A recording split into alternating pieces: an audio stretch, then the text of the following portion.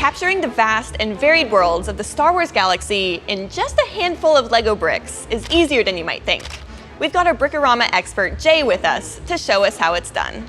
Hello boyos, Rich Boy Jay here back in with another video, and today I'm going to show you how to make a Brickorama. A Brickorama is a way for you to recreate your favorite Star Wars scenes using LEGO pieces. Today we're going to learn how to make a mini Brickorama. Now, a mini Brickorama is a way for you to construct an entire Star Wars scene without busting out all your base plates and taking up the entire dining room table. Today, I brought to you two of my favorite Star Wars scenes. Here we have part of the Scarif battle and also the crate battle. Here, I've been able to pretty much effectively recreate these scenes on these 16 by 16 base plates.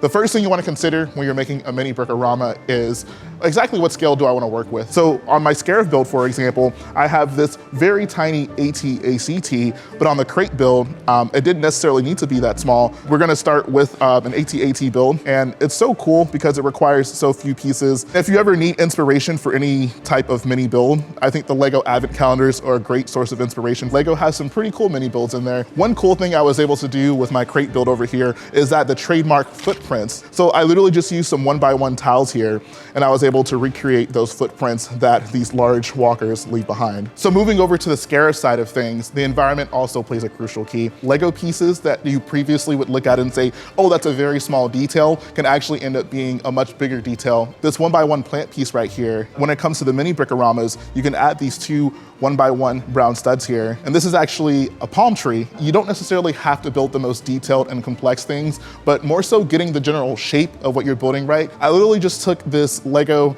2x2 double convex slope, and boom, I already have like over half of the Citadel Tower built just with this one piece right here and a few 1x2 plates below it. And then we have a small little assembly right here with the radar dish up top. When you're building a mini Brickorama, you just have so much more freedom and versatility with your pieces. That's gonna wrap things up today, guys. If there's 3 tips I have to leave you with, number 1 is first start with your centerpiece. I started with these adorable looking AT-ATs, and that pretty much determined the size of everything around it. Number 2, you have to consider the environment you're working with. Really take some time to familiarize yourself with your LEGO pieces. Just look at them and say, look at this double last. And then finally, just have fun with it. Use your imagination. The LEGO pieces are intended usually with a specific purpose. When you're building a mini Brickorama, you can make them so much more than they're originally intended to be. And that's gonna finish things up today, guys. Thanks for checking out this mini Brickorama, and I'll see you guys again very soon.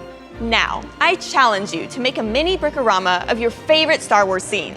How tiny can you make it?